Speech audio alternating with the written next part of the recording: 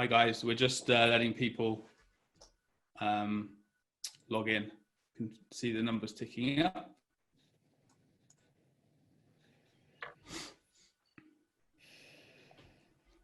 If anyone, just as people are logging in, it'd be good to just see from, there's a little Q&A section at the bottom. If you can just let us know where you're logging in from or where you're joining from, that would be great. So there's a little Q&A button. Just feel free to just to say hi from where you're logging in from.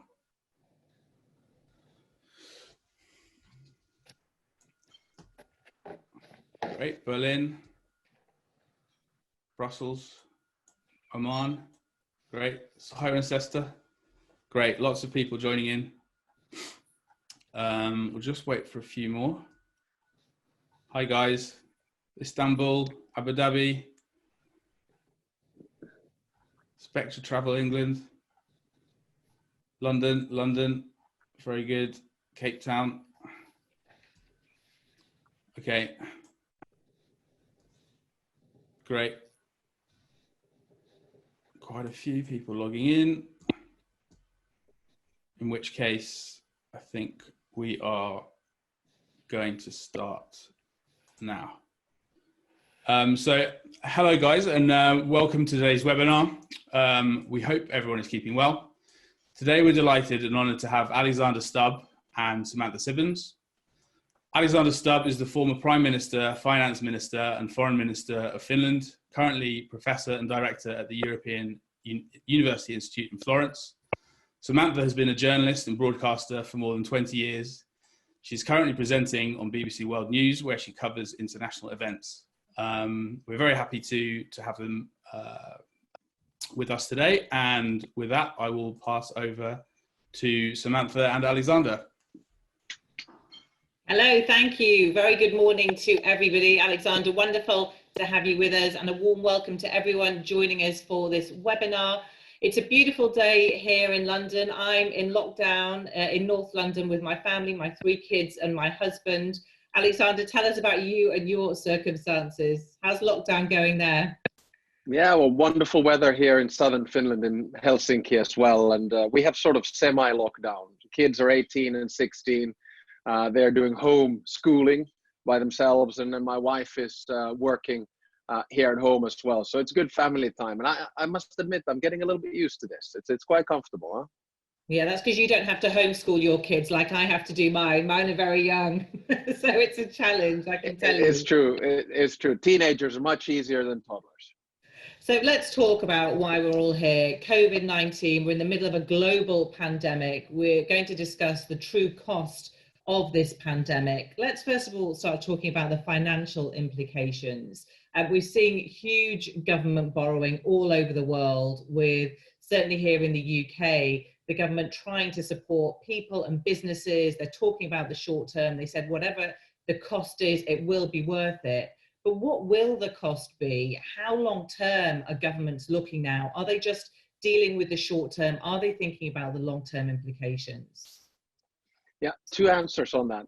The first one is that, I think that we have a tendency to over-rationalize the past, to over-dramatize the present, and to underestimate the future. And that's very much a sentiment I have about the current ongoing debate as well. Point number 2, I remember when I was foreign minister in 2008, my first budget negotiations with the Finnish government in August.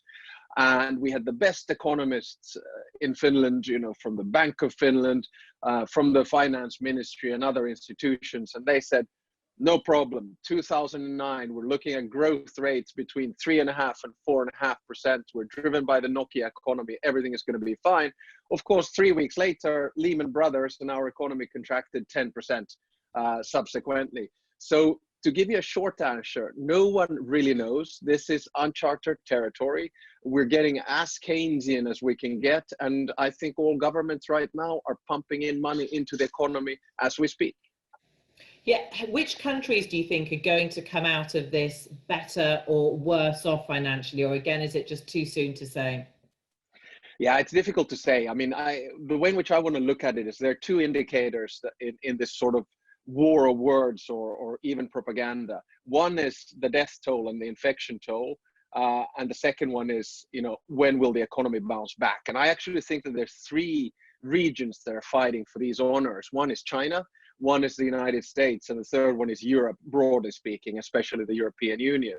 And of course, if you look at the situation right now, you could make an argument, well, China is trying to bounce back, but are they going to?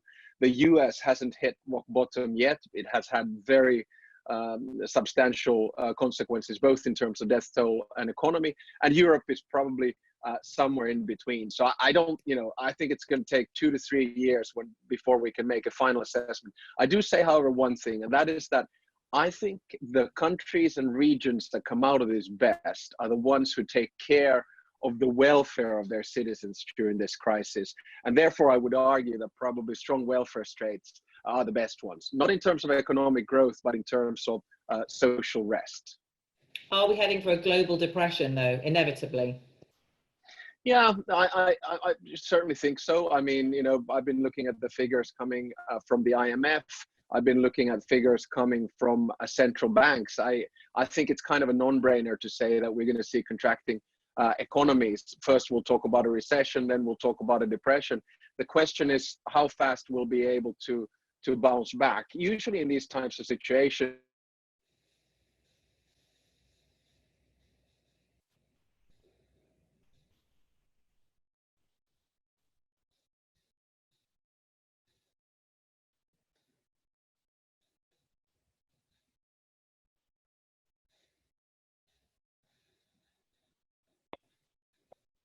I lost you there. I'm not sure if everybody else did. You froze. and now I hope I'm back. I hope You're I'm back. back. And Go I was on. You were halfway through this answer. You said usually in this type of situation. Usually in this type of situation, I'd like to say that Finnish 4G and internet works really well, but clearly not. No, I was going to say that some parts of the economy, services industry, whether travel, for instance, is going to be very hard hit. That's clear.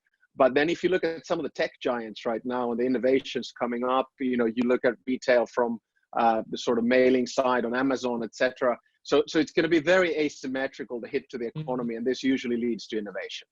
Yeah, we'll talk a bit more about that a little later. I just want to talk more about the financial implications, because people are obviously worried about their immediate situations. Many people being furloughed all around the world, private business owners going bust with governments in some countries trying to support them. But who is going to end up paying for this pandemic? Is it going to be our generation? Is it going to be our children? Is it something that's going to go on for many decades? Well, I was intimately involved with the financial crisis that started in 2008, which then became a euro crisis later on. And one of the key arguments that we always used with the austerity policies that came from Finland was that we cannot take this debt over to the next generations. We have to be responsible. I guess the same argument goes for climate as well. I do think, as I said earlier, this is going to be a Keynesian crisis. You are going to see rules and regulations linked to fiscal policies in nation states around the world being stretched to the limit. It is quite clear that central banks around the world, including the European Central Bank, will have to be intimately involved to keep the financial markets afloat. So I guess I could say that at the end of the day, of course, the next generations will ultimately have to pay the debt back. But in what form, we simply don't know at this stage yet. It is uncharted territory. Now that we're seeing such massive state intervention, though, to try to keep economies afloat and people's heads above water, there's a phrase here in the UK that politicians have bandied around about there being no magic money tree. I don't know if you've heard that. Well, it seems there is a magic money tree. And now that people know that and know that the taps can be turned on in times of extremists like this, do you think actually economies, countries will ever be the same again? Well, we have to look at the short term and long term. In the short term, I think everyone is doing everything in their power to try to solve this situation, whether you have an election coming or not, whether you come from an authoritarian state or not. And that means that you use a broad range of instruments. You use your central bank as the European Central Bank has been doing here in the European Union. You pump government money into saving small and medium-sized businesses. You use multilateral institutions such as the European Investment Bank to get money afloat. You come up with big packages from different types of entities.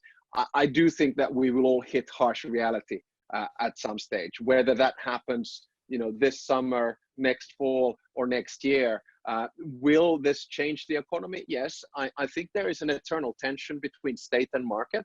And if you look at the post-Cold War era, post-1989, the collapse of communism, this was the era of market. But the state started to make a comeback, I would argue, in 2008 with the financial crisis. And now we're going to see the pendulum swing towards state again.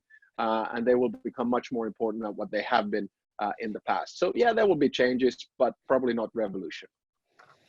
Well, let's talk about the national and international implications and fallout from all of this. All countries looking to one another to see how each other's tackling this, both on a financial and a medical front. From your analysis, which countries do you think are leading the way on both sides? Oh, I'm just a humble political scientist and a former prime minister. I wouldn't dare to give you the exact answer. Up here in the north, in Scandinavia, we have countries that are taking a very different approach. So we have Finland, which has gone into a semi-lockdown. You have Denmark, which went into quite a strong lockdown, as did Norway. But then Sweden has gone on pretty much as is. They have believed in this sort of communal immunity, if you will. So if you look at the death figures right now, it's clear, Sweden is 10 times higher, even more than what we are here in Finland or in Denmark or in Norway. But, we simply don't know enough about the virus yet, whether that's the right way to go about it or not. Economically, it's going to be very difficult to say who is going to, come out the best. The interesting thing here is that the virus hits symmetrically. It's basically knows no borders. It's global. It goes everywhere. But the consequences of it are asymmetrical for the economy. As I said earlier, I think the ones that have fairly strong welfare states, they will survive.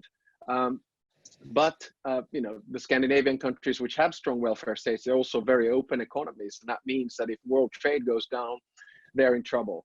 So I'm not going to, announce a winner yet at this stage. Resilience is very important, these kinds of things. You have to try to avoid social unrest, and you have to try to avoid making it too political. This is why I'm quite worried. As a strong pro-American, I'm a little bit worried about what's going on in the US at the moment. Well, interestingly, Angela Merkel, I don't know if you've seen, has said in the past few hours that coronavirus, she says, is actually a challenge to democracy. What do you think she means by that? And do you think she's right? Yeah, I think she's right. And I don't say this only because she's a good friend and we're still in touch. I think what she means here is that you have some democratic leaders with authoritarian tendencies who are ready to give up the principles and values which are the foundation and the basis, especially of the European Union. So liberal democracy, human rights, rule of law, fundamental rights, protecting minorities, and also free press. And I think she's pointing the finger, albeit a little bit subtly, towards Viktor Orban in Hungary, perhaps Kaczynski in Poland, and then the rhetoric coming out from people like Salvini in Italy. And I do think that if on one hand this is a balance between state and market, this is also a balance between freedom and control, between liberalism and surveillance. And interestingly enough, there are people in Europe, sensible liberal Democrats who are saying that, well, I'm actually quite okay with this surveillance if it makes me more secure and protects me from the virus. So I think she is right that this is a challenge to democracy. Do you think it's amazing how quickly, though, we've all adjusted to this control that we're now having from the state? On the whole, certainly in this country, people are obeying the orders and they are sticking to the restrictions. And I'm quite surprised, actually, how we've all subtly but easily just adjusted to this new normal. Yeah, I think this will be a new normal during the crisis, but once the crisis unravels and we settle things down, it's going to change again. I won't make a marketing exercise here, but I am writing a book right now, which is called Digital Democracy or Digital Dictatorship, the struggle for power between China, the US, and Europe. And of course, this deals a lot with the issue of privacy, surveillance, and control. So in China, and I am simplifying, of course, you already have social media apps which basically tell everything about you. And with algorithms and the use of data, some of the apps know more about you than you know about yourself. And people are essentially quite cool about it. This was not the case before in the United States, not in, nor in Europe either. But now, as I said earlier, we're sort of getting used to the idea of allowing our security to be protected through more surveillance. But when we're starting to push, facial recognition and the gathering of data, we are going to have big ethical and moral debates about this. And I do think that this will be one of the fascinating outcomes of this crisis. How far do we take this? Well, if there was a time to write a book like that, it's certainly now. And you're going to have some fascinating case studies from different countries. I just want to remind our audience that there is an opportunity to put their questions to you at the end of our chat. So please put your questions on the Q&A little box at the bottom of the Zoom kind of page, and I will try and put some of those to you, Alexander, in a couple of minutes. I want to talk to you about the EU and how they're handling it. As somebody, a politician who's intimately involved with the European Union, there's going to be a council meeting today. If you were still Finnish Prime Minister, how would you preparing? How do they try and manage this pandemic as an EU state? Because obviously the UK is not involved anymore. Yeah, well, I mean, two answers on this. I mean, I sort of joke around sometimes and I say that, what's the best working title in the world? Well, it's former prime minister, because you basically don't have to take the crap anymore, but everyone knows that you've done it. Now, if I were in this telemeeting actually at 3 o'clock, I'd be probably preparing, of course, with my civil servants to see, what is the line that we're going to take. And I would be making some phone calls, sending some WhatsApp messages and text messages to my colleagues and asking, what line are you going to take? What are you going to push for? Can I support you on that? So it's kind of normal meeting preparation. Of course, these Teams or Zoom type of meetings, they are very different. We all know it from now. I mean, I used to say that the European Council was a wonderful big psychotherapy session, because you were there only with the prime ministers and presidents and no one else, and you'd sort of tap each other on the shoulder and say, I know what you're going through at home, isn't it awful? Now you can't kind of do that with all the civil servants looking at the screen and most probably a whole bunch of surveillance going on. So it's not that intimate. And I don't expect big things from the European Council today. And quite often what happens is it's high expectation and low outcome. But don't expect much from today. You'll get some language on corona funds and solidarity and this kind of stuff. But that language is going to come only from the President of the European Council, Charles Michel. There's not going to be a joint communique. So let's talk about any potential positives to come out of this pandemic. Certainly on the technological front, people say that it is going to drive change. I mean, we're seeing certainly on the medical side of things, people working together all over the world to come up with a vaccine as quickly as possible. What do you think the potential positives are? Well, the first thing to observe is that, once we're starting to move towards a world where a lot of the mundane tasks that we used to do are basically done by algorithms and robots, artificial intelligence, it does alleviate space and time for other things. And I think the most important thing that we as human beings at that stage can portray is empathy. The capacity for us to show warmth, love and caring and sharing with fellow human beings. And in many ways, globally, that's exactly what we're doing right now, whether it's, through social media or video clips or, applauding on balconies to healthcare workers or organizing concerts. I mean, there's this sort of element of warmth in this, which at least for me, I find it very, very positive. The other thing that we learn is new ways of working. I know, Samantha, you have toddlers there, so it's a bit tougher for you. And I know that a lot of people around the world are in similar type of situations. But listen, I fly about 120 days a year all over the world, many times giving speeches with London Speakers Bureau, and thanks for that.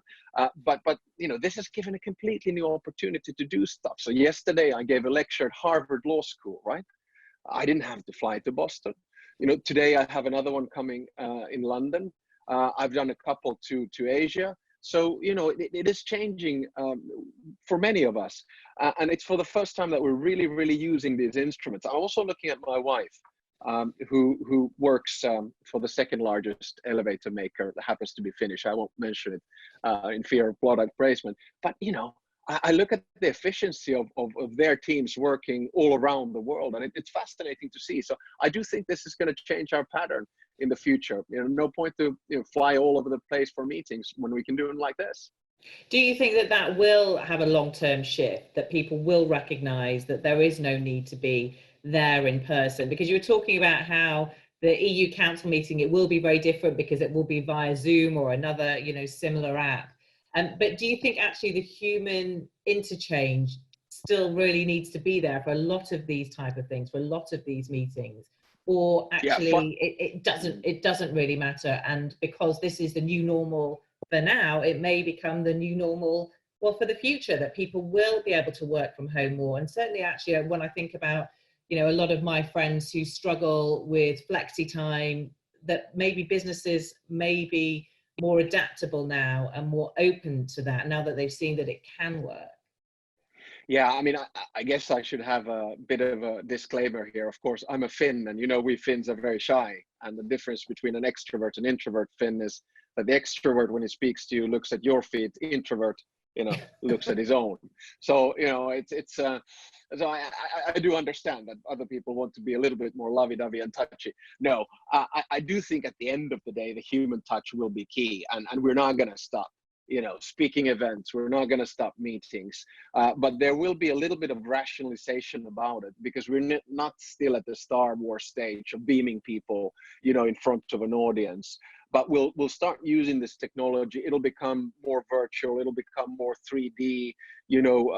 Now, of course, all of us are working with Teams and Zoom and Skype and the rest of it. But there will be a moment when we'll have these rooms, and they already are. I've seen them. Virtual meeting rooms where you really feel that you're physically present.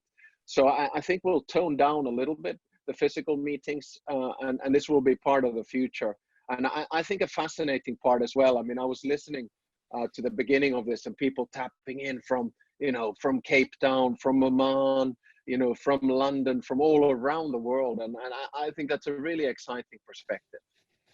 Now, what impact is all of this going to have on climate change? Because we're all obviously applauding the fact that our streets are free from pollution, the skies are free from pollution with no planes practically flying all over the world. Is this again going to be short term? Is this going to have a long-term impact? Because meanwhile, power stations are still, pumping out electricity. They have to. Do you think this is just a blip, or will we see again a shift in the way that we approach the issue of climate change? I think it's going to have both short-term and long-term implications, and they're linked to our patterns of behavior and then to innovation, especially in technology. Just short-term, to give you an idea, it's 80 kilometers from Helsinki to Tallinn, approximately. So when you are in the outer archipelago of Helsinki, you don't usually see to Tallinn. Now, after a 2-month lockdown, you can see evening lights coming from Tallinn. And, that's phenomenal. And that is only because there is less pollution in the air, and less flights, less boats, less factories, and the rest of it. And that's great. And of course, all of us are changing our patterns as well. Yeah, I've driven the car a few times during the lockdown, but not too much really. So that is going to change. Now, second and long term, here's where we have to be very careful. I think the key is to use this moment and opportunity for two things. Number one is to push the bucket on clean tech or clean technology. Try to work on the types of innovations that provide a good fighting block against climate change. I mean, Bill Gates talks a lot about this. It's not anymore so much about restrictions. It's about coming up with the technological solutions on how we get out of this.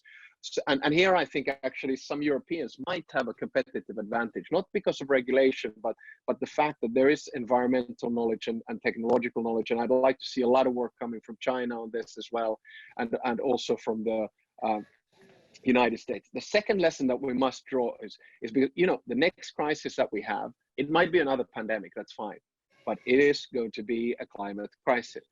And if we don't draw the lessons from that, then I think we'll be in trouble. So when sea levels start to rise, when temperatures go up, when new migratory movements start happening, I do admit right now we have anti-migration, people don't move, but there will be a day. So we need to draw lessons. And my argument is very much a sort of Yuval Noah Harari argument, is that we need global solutions for these global problems, and that's what we need to work on. Well, you mentioned that phrase climate crisis. It was one that we were hearing increasingly towards the end of last year. Greta Thunberg really pushing the agenda, and it seemed like for the first time governments around the world were waking up, even though the climate conference in Spain last year didn't lead to any positive conclusions. There was a real emphasis on the climate crisis summit that was going to happen in Scotland here later on this year. That's now been pushed back till next year. Are you concerned that it's because we're all dealing with this immediate issue of this pandemic that actually the climate crisis has been kind of pushed not just out of the headlines but out of people's minds and off the agenda? People are just trying to deal with the immediate issue and not long term. I'm not concerned. I actually think it's a very natural reaction. You want to deal with the crisis at hand, and this crisis is about days, weeks, months, perhaps a year, depending on when we solve it. And I think a lot and most of the brightest minds, and also in terms of government, has to be focused on that at the moment. I think, this is all about awareness. We'll understand what this type of pandemic crisis is now. And once this starts to tone down, I think a lot of minds will start shifting towards the climate crisis, perhaps drawing some lessons from the ongoing pandemic and then drawing solutions from there. And I also think that, a lot of people will have seen throughout this crisis what a clean environment and clean air actually means. And that will then be sort of spilled over into the negotiations. I still say that the climate crisis is not going to be solved through public means, through pure public regulations or goals. That is excellent for pushing business, but we need technological invention. We need the private sector to be on board on this. Otherwise, we won't solve it. It won't be solved with public money. We're going to have to blend in private money. It won't be solved with public regulation. We're going to have technological innovation. And we're all in this boat together. We certainly are. We've talked a lot about all the wider implications. What about the personal ones? We've talked about where you are, where I am in lockdown with trying to homeschool my 3 kids, which is just, a whole other ball game. I'd much rather be in the newsroom, and I still have to go to work. There are people like me who still have to go into their office, but not all that many. In the meantime, you talk a lot about mind, body, and happiness, Alexander. Where do we find any of that in the current situation when we are restricted? Certainly here, we're supposed to only go out for 1 hour a day. We're confined to, for most of us, a small space. If you're lucky, I feel very lucky that I've got a garden. Lots of people don't. But how do we try and find any kind of calm and inner peace at the moment? Well, I guess 2 observations on this. The first one is to say that this does hit us asymmetrically. There are really people who are working 24/7 to try to help people, to try to solve the crisis, and they're in the middle of it. They're sort of in the situation room, if you will. And then there are people who are being hit very hard economically, losing jobs, companies going bankrupt. So you can't kind of compare. But say if you were a bog standard academic like myself now, with so-called tenure or at least a contract, it does change, and it gives you an opportunity perhaps to focus a little bit more on the personal side.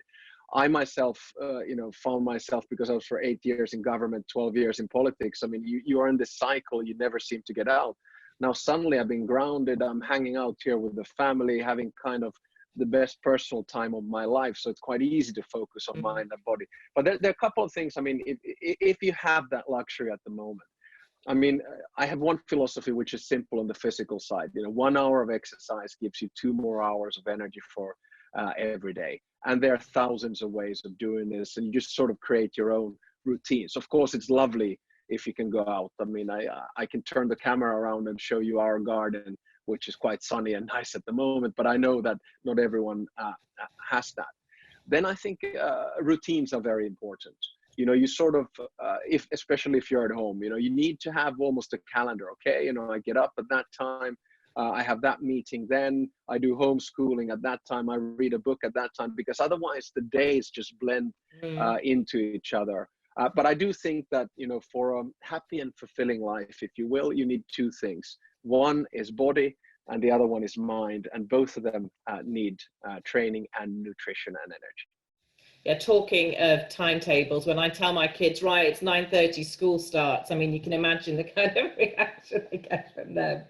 They're like, yeah, no, I don't think so.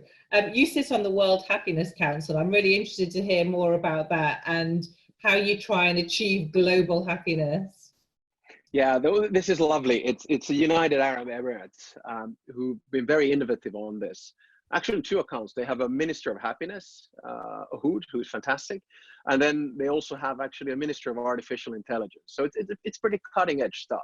It's easy to be cynical about this and say, oh, happiness, and you know, what is this Aristotelian, so on and so forth. But to be honest, isn't that kind of what we're all striving for? And we find different types of paths to get there.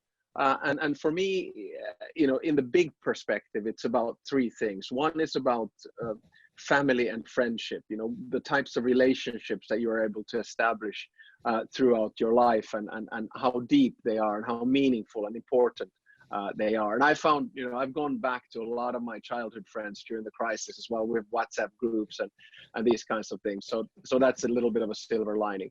The second one is the mind thing. And I firmly believe that you have to keep on re-educating yourself all the time. And the curious mind is the one that at the end of the day is the happy mind. I hate to say this, but the cynical mind rarely, you know, is very happy. So if you sort of start with the Aristotelian approach that, you know thyself, or know that you don't know, and then sort of allow yourself to be taught and learn new things every day, I think that's very fulfilling. And I found that now that I've left politics and have more time to read again, what that does to the brain. It does wonders. And the third thing, as I said, is the body part. And there you need three things, and this is important. You need 8 hours of sleep, right, Samantha? You need 1 hour of exercise, and then you need to eat healthy and good food. I think if you achieve those a few days out of the week, you'll be all right. Definitely something to aim for. Alexander, thank you for answering my questions. We have had a few questions coming in. I'm just having a look. This is from Ben Strickland saying, good morning. Does Alexander see the pandemic as a cohesive agent for closer collaboration around the world, or as the Missouri state claim against the Chinese government might indicate, does he see a more fractured, less collaborative world post-pandemic? Okay, thanks for the good question. And my simple answer is, I think in terms of cooperation and globalization, it'll be first one step back, but then 2 steps forward. And this is a very natural reaction. We basically go native in these types of situations. We want to protect our own. I mean, it's a little bit like you personally. You're probably worried about, am I going to get sick? Am I going to catch the virus? Then you look at your family. Is a family going to catch the virus? Then you look at friends. And our initial reaction in the beginning is we're getting a bit wary. You know, we don't touch other people. We go and get groceries wearing masks and gloves and so on and so forth. And I think states and global cooperation is the same. Secondly, I think a lot of the global leaders at the moment, what they want to do is claim victory for their own. And when you do that, you quite often reject the other. So that's why you hear the Missouri type of language coming and trying to find blames. And the third thing is that I think this is going to go in a cycle. So first, you don't believe that it's happening. When it's happening, you don't believe that it pertains to you. When it pertains to you, you try to manage it. And after you've managed it, you start looking at other people to blame. And we're very much at that stage here in Finland right now. There's daily some kind of a new scandal coming from who got the subsidies where, why didn't the government do that, what minister knew which thing, what are the health authorities doing, and this is going to, you know, go on for a little while. But once all the dust settles, I think at the end of the day, we're going to have a lot of leaders around the world coming and say, hey, let's not let this happen again. We need some kind of a covenant, some kind of an agreement, how we deal with this in the future. we don't hide information from each other, how we help each other in difficult situations. So one step back, two steps forward. And Saurabh Agarwal has sent this question in. Welcome to you. Saying, sir, Oman's GDP is all about oil. It is junk rated, huge population and a closed economy. No more will GCC countries. Oh, just lost that end of that question there. Hang on, it just popped up. I'll try and get back to it.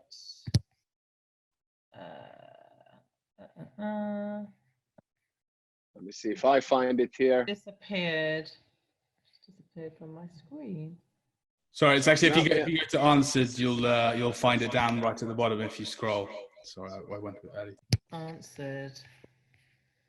Oh, here we go. Thank you. No more will GCC countries save each other. Will it be social, economic, and political? What will the social, economic, and political fallout be? I've been to Oman. It's a lovely place, but I would not dare to give you an in-depth analysis about the GCC countries and the outcomes. Having said that, if you look at some of the countries in the area, Oman, for instance, the United Arab Emirates, they've been tremendous success stories, you know, basically from rags to riches since the 1970s. And of course, as we well know, a lot of it has been raw material based and oil. And I think a lot of the social stability that we see in these countries is based on this sort of benign type of thinking and leadership, not on, you know, traditional democratic regimes. And it'll be interesting to see what happens. I would assume that Oman, and having dealt with a few authorities there over the years, is well prepared for these types of crises, that the welfare system is well put. Whether there'll be solidarity between the Gulf countries in these types of situations, I'm not qualified to say that. I did see in the beginning in Europe that there was very little solidarity, but now suddenly I think solidarity is all the talk in town. So I do wish you good luck. And I must say that I was one of those people in front of the screen a couple of days ago when the oil prices in the US trading went to minus $40. I assume there's a market logic to it, clearly. And now it's going to be a lot about supply and demand and try to salvage the situation for the oil producing countries. Well, there's a follow-up question picking up on that point from one attendee saying, what impact do you think this will have on oil price and demand, supply change, affect the industry and economies? Oh, you guys are putting me in a tough spot here. To be honest, I think it's too early to say, and I certainly would not be able to give you a clear analysis. I can only look at my neighboring country, which is Russia. We have 1,300 kilometers of border with them. And usually the break-even point for Russia is between $30 to $40 per barrel. And approximately 50% of budget income or state income used for the budget in Russia comes from oil and gas exports. And I would assume that in the Kremlin at this particular moment, there is a certain sense, if not of panic, at least of reflection of what are we going to do. I think this is a good reminder for all the oil producing countries that oil is not going to be eternal in terms of a source of energy. And especially when we are fighting climate change, you're going to have to start looking for other renewable and alternative energy sources. So Noel Clahane has sent in this question. Morning to you, Noel. Will the EU pay any price for its hesitant initial response to the crisis and for export and freedom of movement restrictions, as well as a perceived lack of solidarity with Italy and Spain? I think it definitely will, and it did take a hit right in the beginning.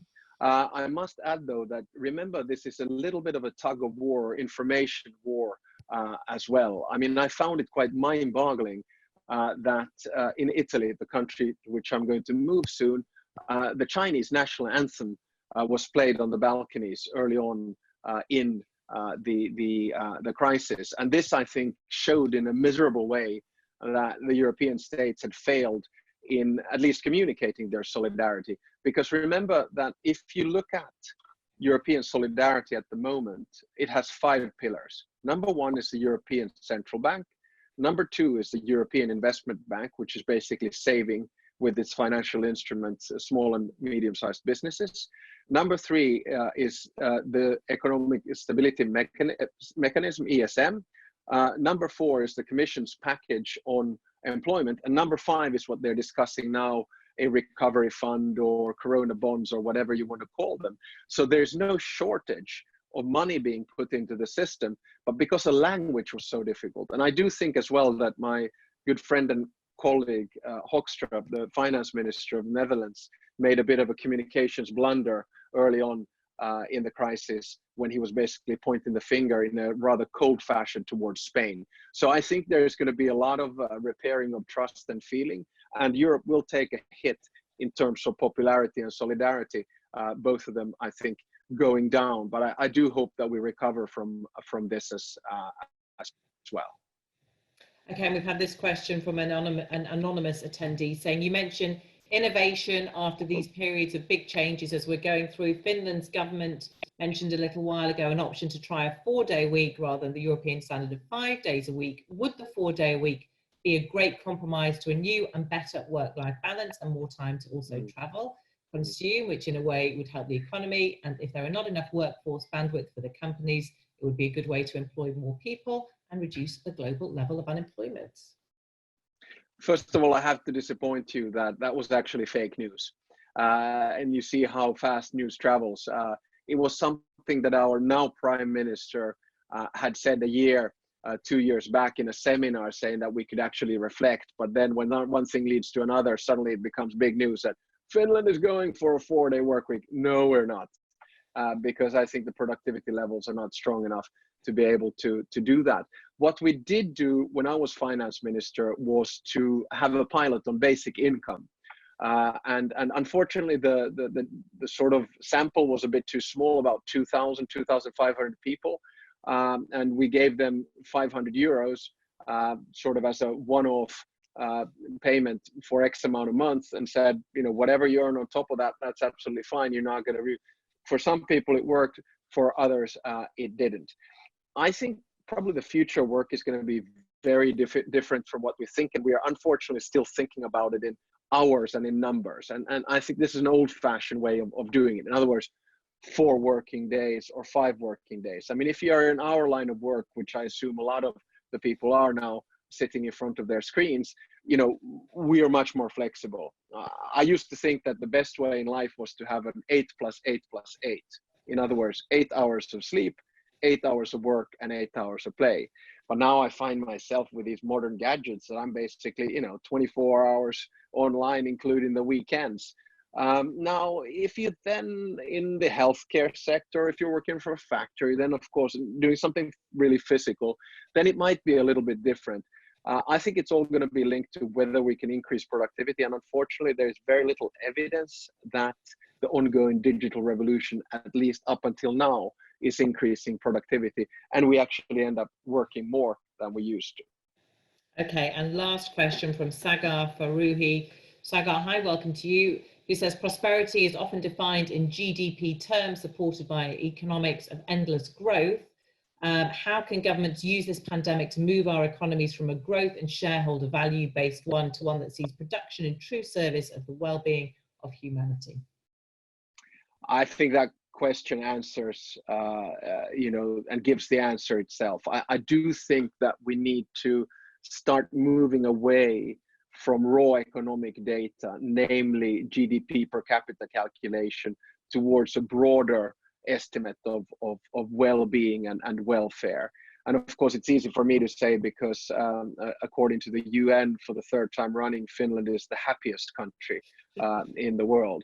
But you do need to find new types of indicators because, we've reached the stage in the world where we have basically the luxury of not having really to worry about where we get our food. I'm not saying this is all over the world, but in comparison to previous centuries, you cannot say that there is famine by definition. So we've gone into a phase where we can think about various ways of measuring happiness. For me, it's got a lot to do with the environment, with the climate, with the air, with opportunity, with security and safety nets, with fulfilling yourself. And I do think that at the end of the day, we have to go more towards looking at what the individuals want in life. And I hope we can reach that stage sooner rather than later. So, I like all of those countries which have a happiness GDP index. Bhutan, for instance, I welcome that type of thinking. And I think that's the line of thinking we should have in the future as well. Not at all underplaying the importance of raw economic data. Alexander, that's a lovely point on where to leave it. We all need more happiness, don't we? We should all measure our happiness as well. I think appreciate what we do have. And thank you very much for being with us for that fascinating insight into all the areas that we covered there about the fallout from COVID-19, and hopefully some positives as well to take away from that. Thank you to everybody who joined the webinar today from all over the world, from Belgium, from France. We've had people from Indonesia, from India. Really great to have you with us. And thank you very much for being here, and lovely to see you all. Likewise, thanks very much on behalf of all of us at London Speaker Bureau, and have a good end of the week. Thanks a lot.